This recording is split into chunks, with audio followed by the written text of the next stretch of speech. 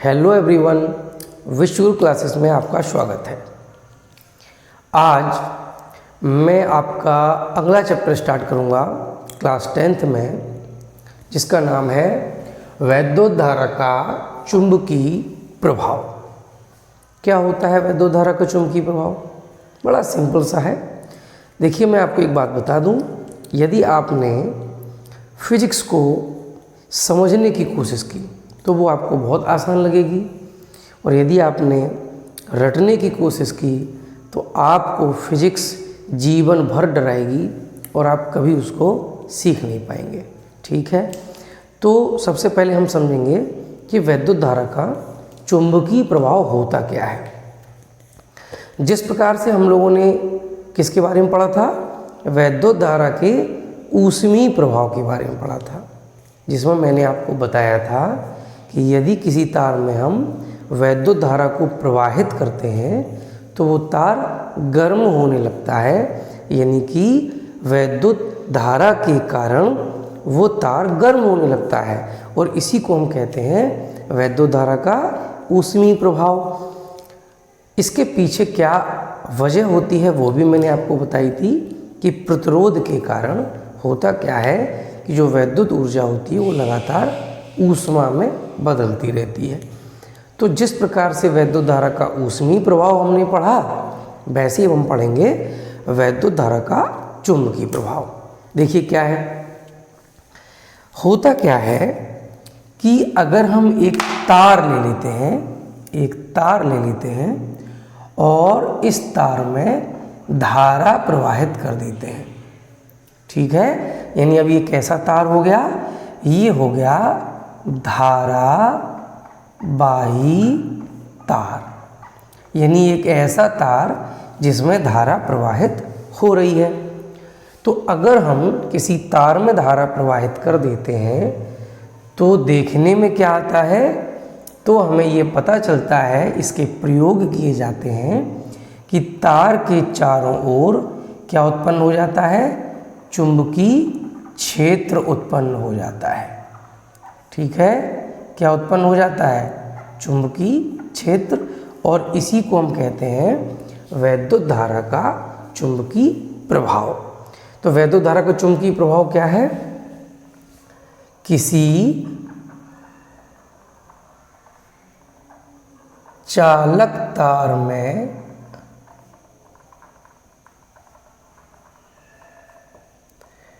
वैद्युत धारा प्रवाहित होने पर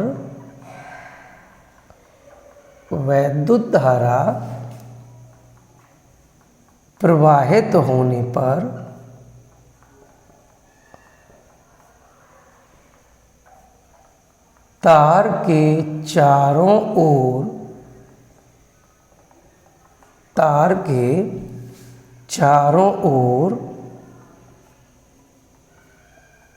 चुंबकीय क्षेत्र उत्पन्न हो जाता है। चुंबकीय क्षेत्र उत्पन्न हो जाता है। इसे हम क्या कहेंगे? इसे वैद्युत धारा का, देखिए विद्युत या वैद्युत एक ही बात है, वैद्युत धारा का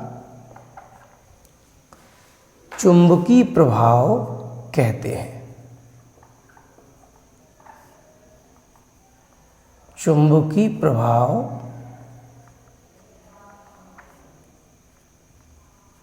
कहते हैं। तो बड़ा सिंपल हो गया कि अगर कोई भी तार है हमारे पास और उस तार में धारा प्रवाहित हो रही है तो तार के चारों ओर चुंबकीय क्षेत्र उत्पन्न हो जाता है, और इसी को हम कहते हैं वैद्युत धारा का चुंबकीय प्रभाव। अब प्रश्न ये उठता है कि आखिरकार ये हमें पता कैसे चला कि चुंबकीय क्षेत्र उत्पन्न हो जाता है। तो इसके लिए एक भौतिक विज्ञानी थे जिनका नाम था ऑर्स्टेड। क्या नाम था? ऑर्स्टेड। तो ऑर्स्टेड ने एक प्रयोग किया था, एक प्रैक्टिकल किया था। कब किया था?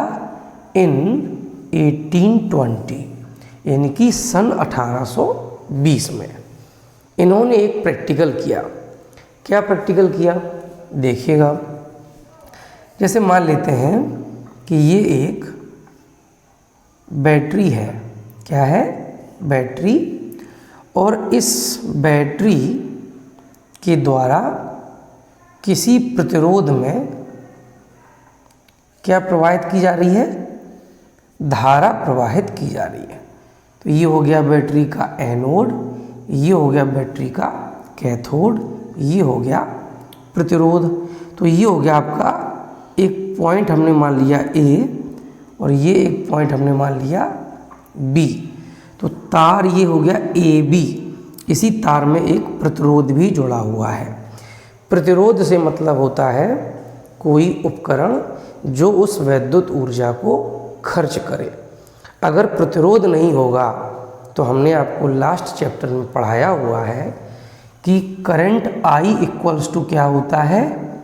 V/R होता है। विभवांतर डिवाइडेड बाई प्रतिरोध, ये होता है धारा के बराबर। अगर किसी परिपथ में प्रतिरोध नहीं होगा यानी कि शून्य होगा तो उस कंडीशन में धारा कितनी हो जाएगी? इन्फिनिटी हो जाएगी, यानी कि बहुत ज़्यादा हो जाएगी। और ऐसा होने पर क्या होता है? उस परिपथ के तार बहुत ज़्यादा गर्म होने लगते हैं और आग लग जाती है ऊष्मा उत्पन्न होने के कारण, जिसे हम कहते हैं शॉर्ट सर्किट हो जाना, लघु पतन हो जाना। तो इसलिए किसी भी परिपथ में एक प्रतिरोध लगाना जरूरी होता है ताकि वो उस वैद्युत ऊर्जा को खर्च कर सके। अब होगा क्या बेटा? बैटरी लगी है तो ये बैटरी धारा को प्रवाहित करेगी। धारा की दिशा क्या होती है? हमेशा याद रखना, एनोड से कैथोड की ओर, यानी एनोड से धारा आएगी बाहर, ऐसी बाहर आएगी, ठीक है, और ए से बी की ओर जाएगी, फिर ये कैथोड पे पहुंच जाएगी। तो इस तरह से एनोड से कैथोड की ओर धारा प्रवाहित होती है। कहाँ? बैटरी से बाहर, ठीक है। चलिए, तो धारा बहने लगी ए से बी की ओर। अब यहाँ पर एक हमने क्या रख दी? चुंबकीय सुई रख दी, चुंबकीय सुई। अब बेटा चुंबकीय सुई क्या होती है? तो इसको हम कंपास सुई भी कह सकते हैं या केवल कंपास भी कह सकते हैं। आजकल आपने देखा होगा बहुत सारी ऐसी घड़ियां आती हैं और हमारे मोबाइल में भी कंपास का एप्लीकेशन इंस्टॉल किया जा सकता है। और इसका प्रयोग क्या है? हमारे जीवन में इसका क्या इस्तेमाल है? तो कंपास का इस्तेमाल हम लोग दिशा को पता करने में करते हैं, ठीक है। यानी अगर हमें दिशा पता करनी है तो हम उसमें कंपास का प्रयोग करते हैं। तो कंपास का एप्लीकेशन आप मोबाइल में भी इंस्टॉल कर सकते हैं और चेक कर सकते हैं जो मैं आपसे बोलने जा रहा हूँ उस बात को, ठीक है। या कंपास जो होती है वो घड़ियों में भी तमाम में इंस्टॉल होकर आती है, मतलब उसका छोटा सा इंस्ट्रूमेंट लगा होता है। और इसके अलावा आपको अलग से भी कंपास सुई मिल जाती है। अब ये कंपास सुई होती क्या है? तो पहले हम इसकी थोड़ी चर्चा कर लेते हैं, कंपास सुई के बारे में जान लेते हैं, ठीक है। तो कंपास सुई क्या होती है? तो देखो बेटा, आप लोग ये समझ लीजिए कि कंपास सुई एक छोटा चुंबक होती है। क्या होती है? एक छोटा चुंबक, ठीक है। अब इसको सुई क्यों बोलते हैं? क्योंकि ये एक पतली सुई के आकार में होती है, इस तरह से पतली। वास्तव में ये बहुत बड़ी हमने बनाई है आपको समझाने के लिए। होता क्या है, ये बहुत छोटी, इतनी छोटी डिब्बी होती है और इस डिब्बी में ऐसे ये सुई लगी होती है, ठीक है। इसी डिब्बी में ये सुई लगी होती है, करेक्ट। अब चूँकि ये बहुत छोटा चुंबक होता है और चुंबक कोई भी हो बेटा, उसमें दो ध्रुव होते हैं। एक होता है आपका उत्तरी ध्रुव और एक होता है दक्षिणी ध्रुव। अब ये कैसे पता चलेगा हमें? तो देखिए, होता क्या है कि अगर हम क्या करते हैं, एक चुंबक लेते हैं और उस चुंबक को हम स्वतंत्रता पूर्वक लटका देते हैं। मान लीजिए हमने एक चुंबक लिया, कैसा चुंबक लिया, ये मान लीजिए हमने एक दंडाकार चुंबक लिया, यानी कि दंड चुंबक। दंड का मतलब क्या होता है, रॉड शेप, है ना, रॉड यानी कि छड़। फॉर एग्जाम्पल जैसे कि ये हमारा मार्कर है, ये देखिए दंड के शेप का है, छड़ के आकार का है कि नहीं। तो ये हमने एक दंड चुंबक ले ली। अगर हम क्या करते हैं, इस दंड चुंबक को हम बांध करके और स्वतंत्रता पूर्वक लटका देते हैं, ठीक। ये दंड चुंबक हमने स्वतंत्रता पूर्वक लटका दी। फॉर एग्जाम्पल ये मान लीजिए आपका चुंबक है और इसको हमने ऐसे लटका दिया धागे में बांध करके, और फिर इसको आप किसी भी दिशा में घुमा दीजिए, यानी ऐसे घुमा करके इसको छोड़ दीजिएगा। आप देखेंगे कि जब आप इसे घुमा करके छोड़ देंगे तो ये थोड़ी देर घूमेगा और अंत में जब ये रुक जाएगा तो इसका एक सिरा हमेशा उत्तर दिशा में रुकेगा और दूसरा सिरा हमेशा दक्षिण दिशा में रुकेगा। तो जो सिरा उत्तर दिशा में रुकेगा उसको हम कहेंगे उत्तरी ध्रुव, और जो सिरा इसका दक्षिण दिशा में रुकेगा उसे हम कहेंगे दक्षिणी ध्रुव। तो इस तरह से अगर हम किसी भी चुंबक को फ्रीली लटका देते हैं, स्वतंत्र रूप से लटका देते हैं, तो हम देखते हैं कि जब वो चुंबक रुकती है, अपनी स्थायी अवस्था में आती है, तो उसका एक सिरा हमेशा उत्तर दिशा में और दूसरा सिरा हमेशा दक्षिण दिशा में होता है। तो हम इस तरह से कह सकते हैं कि हर एक चुंबक में दो ध्रुव होते हैं। क्या होते हैं, दो ध्रुव होते हैं। कौन कौन से, एक तो वो सिरा होता है जो उत्तर दिशा में ठहरता है और उसे हम कहते हैं उत्तरी ध्रुव, नॉर्थ पोल, और एक वो सिरा होता है जो दक्षिण दिशा में ठहरता है, उसे कहते हैं दक्षिणी ध्रुव यानी कि साउथ पोल। अब आप सोचिएगा कि अगर हम इस चुंबक को बीच से तोड़ दें, जहाँ पे ये लटका हुआ है वहाँ पे अगर इसको तोड़ दें तो उत्तरी ध्रुव अलग हो जाएगा और दक्षिणी ध्रुव अलग हो जाएगा। तो ऐसा बिल्कुल भी नहीं है। अगर हम इस चुंबक को बीच से तोड़ेंगे यहाँ से तो क्या होगा, तो देखिएगा, तो मान लीजिए ये आधा चुंबक ये बचा, तो इसमें ये जो ध्रुव होगा वो तो उत्तरी रहेगा, लेकिन ये ऑटोमेटिकली कौन सा ध्रुव बन जाएगा, वो दक्षिणी ध्रुव बन जाएगा, ठीक है। ऐसे ही जो दूसरा हिस्सा होगा उसमें क्या होगा, ये वाला जो हिस्सा होगा वो दक्षिणी ध्रुव रहेगा और ये ऑटोमेटिकली उत्तरी ध्रुव हो जाएगा। यानी आप किसी भी चुंबक से यदि चाहें कि हम दोनों ध्रुवों को अलग अलग कर दें तो ये संभव नहीं है। आप कितना भी सूक्ष्म करते जाइएगा, कितना भी तोड़ते जाइएगा, हर एक छोटे चुंबक में भी दो ध्रुव होते हैं।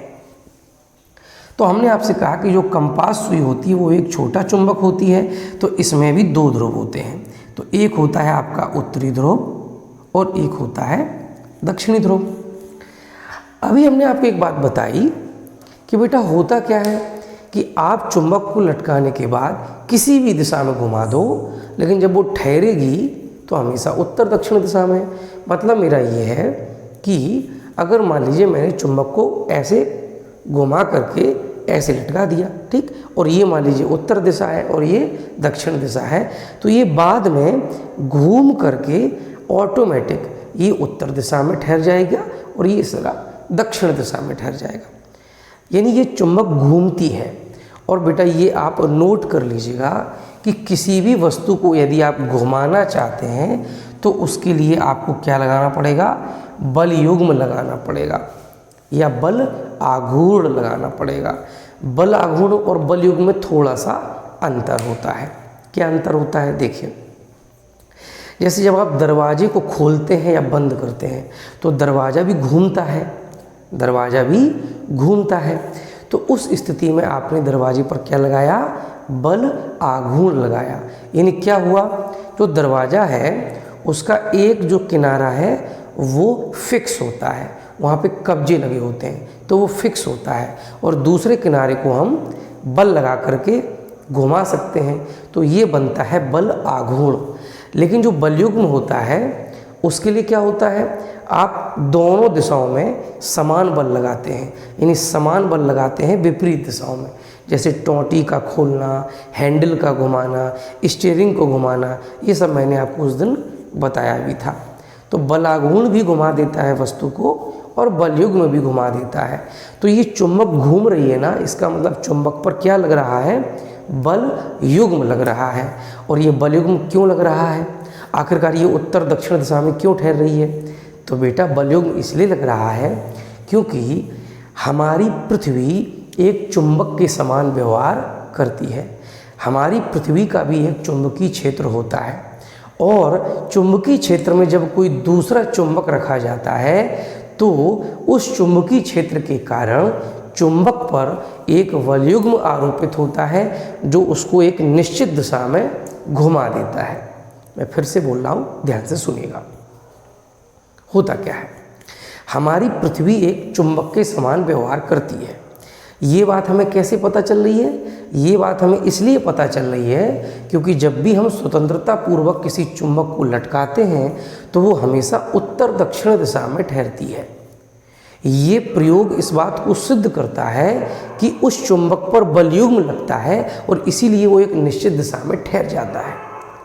और चुंबक पर बलयुग्म लगना ये बताता है कि यहाँ पर क्या उपस्थित है, तो ये बताता है यहाँ पर चुंबकीय क्षेत्र उपस्थित है। तो किसका चुंबकीय क्षेत्र भाई, हर जगह कौन है, पृथ्वी। तो पृथ्वी का जो चुंबकीय क्षेत्र है उसी के कारण हर चुंबक उत्तर दक्षिण दिशा में ही ठहरता है, ठीक है ना। तो चुंबकीय क्षेत्र की बात हम आपको बता रहे थे, तो चुंबकीय क्षेत्र के बारे में भी समझ लेते हैं कि चुंबक के चारों ओर का वह क्षेत्र, चुंबक के चारों ओर का वह क्षेत्र जिसमें किसी चुंबकीय सुई, अब चुंबकीय सुई है क्या वास्तव में, तो ये है एक छोटा चुंबक। क्या है, छोटा चुंबक, ठीक है। तो जिसमें किसी चुंबकीय सुई को रखने पर उस पर एक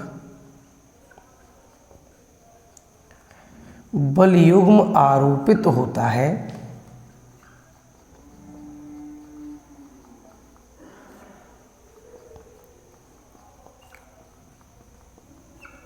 जिसके कारण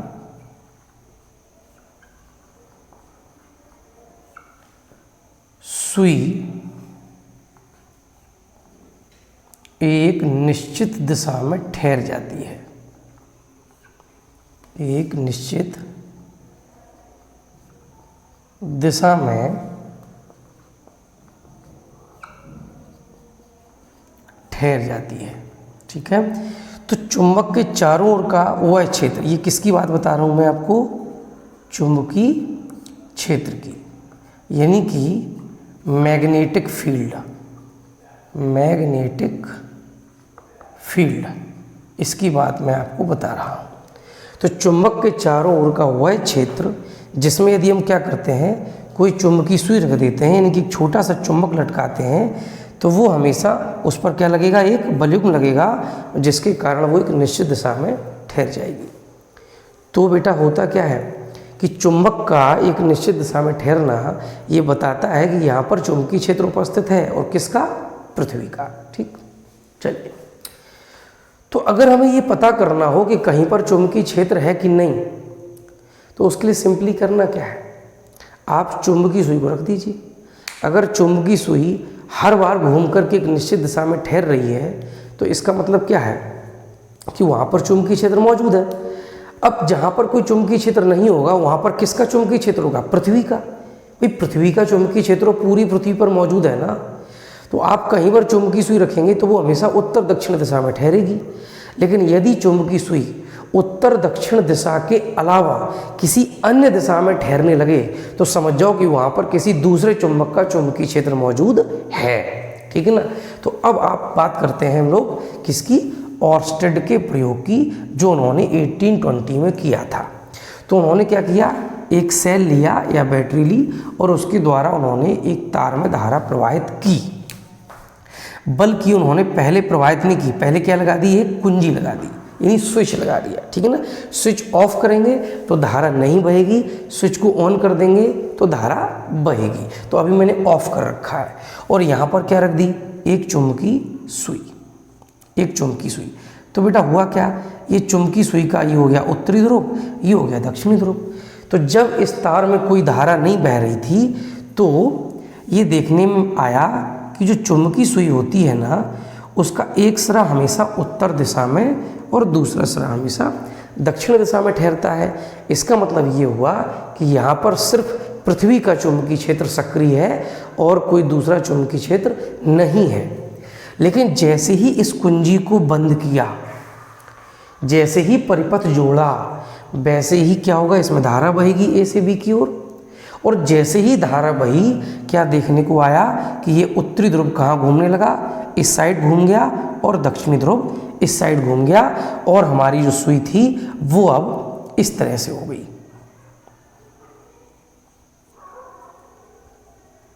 ये उत्तरी ध्रुव था, ये दक्षिणी ध्रुव।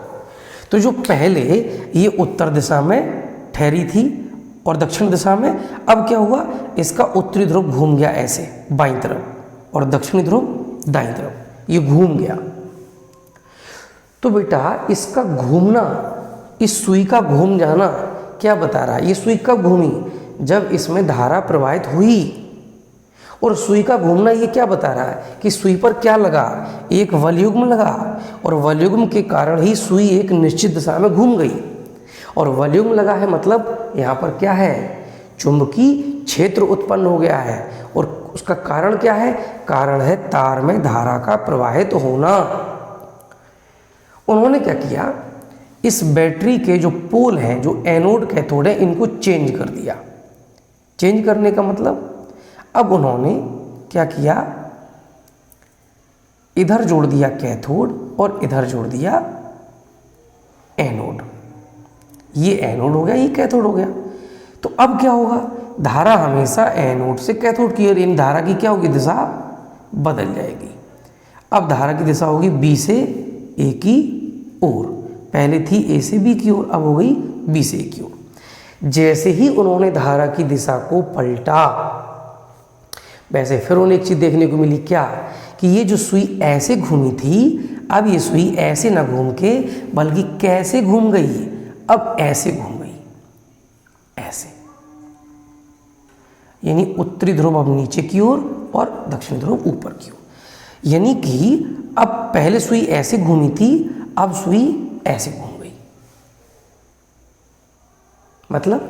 मतलब ये हुआ कि तार में जब धारा प्रवाहित होती है तो चुंबकीय क्षेत्र उत्पन्न होता है। लेकिन अगर हम धारा की दिशा को पलट देते हैं तो चुंबकीय क्षेत्र की दिशा भी पलट जाती है। तभी तो सुई पहले ऐसी घूम रही थी, अब ऐसे घूमने लगी। सुई के घूमने की दिशा पलट गई, इसका मतलब चुंबकीय क्षेत्र की दिशा भी पलट गई। तो चुंबकीय क्षेत्र कैसी राशि है, एक सदिश राशि है। यानी चुंबकीय क्षेत्र को व्यक्त करने के लिए परिमाण के साथ साथ दिशा की भी आवश्यकता होती है।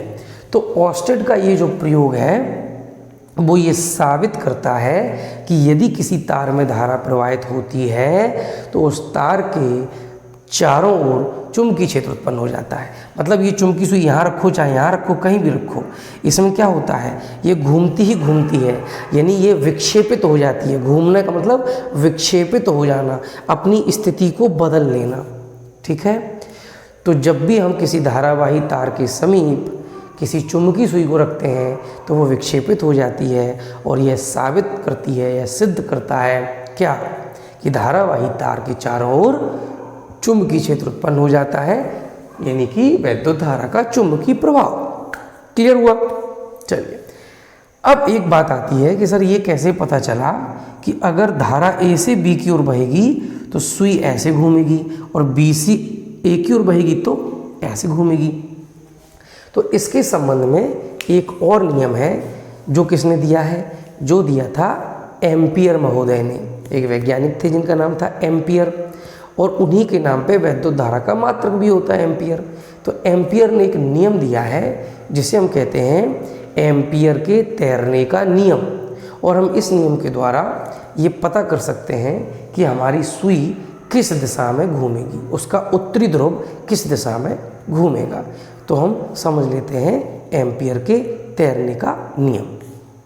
एम्पियर के तैरने का नियम जो है उसको समझने के लिए मैंने एक छोटा सा चित्र बनाया हुआ है। ये कोई चित्रकारी नहीं है, सिर्फ आपको समझ आ जाए तो उसके लिए बनाया हुआ है। नहीं आप लोग कहेंगे ये हाथ पतला है, ये मोटा है या ये छोटा है, बड़ा है, ये कोई मतलब नहीं है। ये कोई चित्रकारी नहीं है, सिर्फ आपको समझाने के लिए बनाया हुआ है। मान लीजिएगा कि एक आदमी जब पानी में तैरता है तो कैसे तैरता है, तो वो एकदम इस तरह से अपने शरीर को कैसा कर लेता है, क्षैतिज कर लेता है, यानी कि तल के समांतर। ठीक है, पैर पीछे की ओर, हाथ आगे की ओर, ऐसे सिर आगे की ओर। तो ये कोई व्यक्ति तैर रहा है, और किस दिशा में तैर रहा है, जिस दिशा में धारा प्रवाहित हो रही है। तार में धारा बह रही थी ना, तो जिस दिशा में धारा प्रवाहित हो रही है ये व्यक्ति उसी दिशा में तैर रहा है, यानी इसका जो सिर है वो धारा की दिशा में है। तो इसका जो बायां हाथ होगा, चुंबकीय सुई का उत्तरी ध्रुव उसी साइड घूमेगा। ये है एम्पियर के तैरने का नियम। ठीक है ना, यानी अभी मैंने आपको बताया था कि चुंबकीय सुई कैसे घूमेगी, तो हम कैसे पता करें कि चुंबकीय सुई किस दिशा में घूमेगी। तो एम्पियर ने उसके लिए एक नियम दिया है कि यदि कोई व्यक्ति धारा की दिशा में तैर रहा है तो उस व्यक्ति का जो बायां हाथ होगा, जो लेफ्ट हैंड होगा, उस दिशा में घूमेगा चुंबकीय सुई का उत्तरी ध्रुव। तो ये है एम्पियर के तैरने का नियम। तो अभी मैंने आपको जो चित्र बनाया हुआ था उसमें धारा जैसे ए से बी की ओर बही थी ऐसे, तो हमने चुंबकीय सुई को क्या किया था, ऐसे घुमा दिया था। यानी जो सुई ऐसे थी, पहले चुंबकीय सुई ऐसे थी, इसको हमने क्या कर दिया था, अब ऐसे कर दिया था। यानी ये जो एन था, एन उत्तरी ध्रुव जो था वो इधर पहुंच गया था और दक्षिणी ध्रुव इधर पहुंच गया था। तो अब उत्तरी ध्रुव इधर लेफ्ट हैंड की तरफ ऐसे घूम गया था, तो सीधी बात है दक्षिणी ध्रुव अपने आप ही पीछे की ओर घूम जाएगा, दाहिनी ओर घूम जाएगा। तो धारा की दिशा अगर ए से बी है तो चुंबकीय सुई ऐसे घूमेगी बाएं हाथ की तरफ, और बी से ए होगी तो यही बायां हाथ अब कहाँ हो जाएगा, नीचे की साइड हो जाएगा। यानी अब चुंबकीय सुई कैसे घूम जाएगी, अब ऐसे की बजाय ऐसे घूम जाएगी। क्लियर, ऐसे। अब ये उत्तरी ध्रुव हो जाएगा, दक्षिणी ध्रुव हो जाएगा।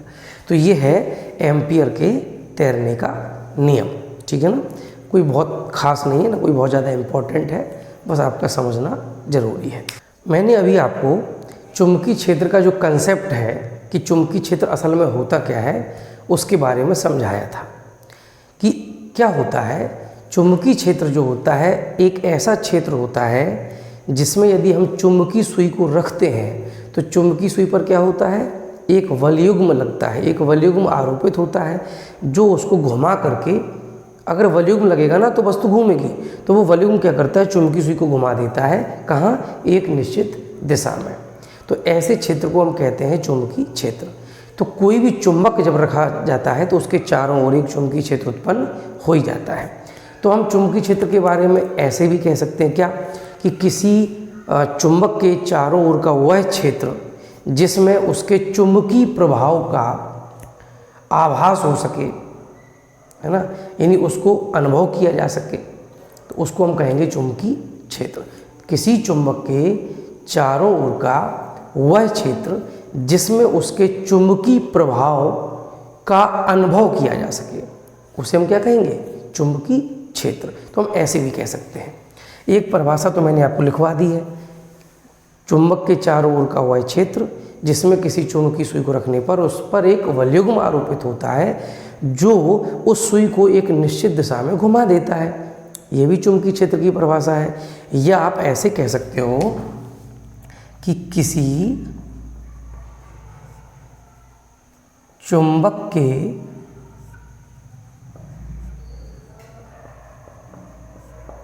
चारों ओर का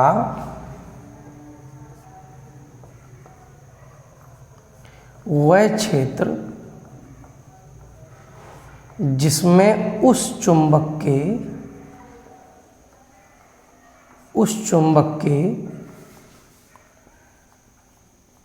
चुंबकीय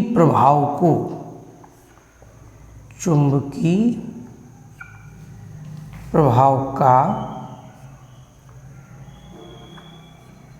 अनुभव किया जा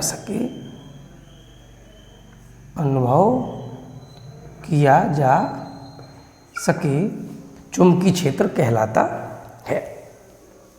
तो मैंने आपको ऑस्टेट के प्रयोग के माध्यम से ये भी बताने की कोशिश की कि चुंबकीय क्षेत्र एक सदिश राशि होती है, यानी कि अगर चुंबकीय क्षेत्र को व्यक्त करना है तो परिमाण के साथ साथ दिशा को भी बताना होता है। अब चुंबकीय क्षेत्र में परिमाण भी होता है, जिसे हम कहते हैं चुंबकीय क्षेत्र की तीव्रता, और दिशा भी होती है। तो यदि हम चाहें कि दिशा को कैसे व्यक्त करें या परिमाण को कैसे व्यक्त करें, कैसे पता करें कि चुंबकीय क्षेत्र की तीव्रता कितनी है, कैसे पता करें कि चुंबकीय क्षेत्र की दिशा क्या है, तो इस बारे में मैं आपको बताऊंगा अगली क्लास में। आज के लिए इतना ही। कुछ बेसिक बातें थीं जो आज मैंने आपको बताई हैं, समझ में आई हो कमेंट में लिखिएगा, एप्रिशिएट कीजिएगा। कोई डाउट हो तो भी आप क्वेश्चन कीजिएगा। पसंद आए क्लास तो अपने साथ के स्टूडेंट को शेयर कीजिए, ज़्यादा से ज़्यादा लोगों को सब्सक्राइब कराइएगा, चैनल को सपोर्ट कीजिएगा। एंजॉय करते हुए मस्ती से पढ़िएगा। मिलते हैं अगली क्लास में।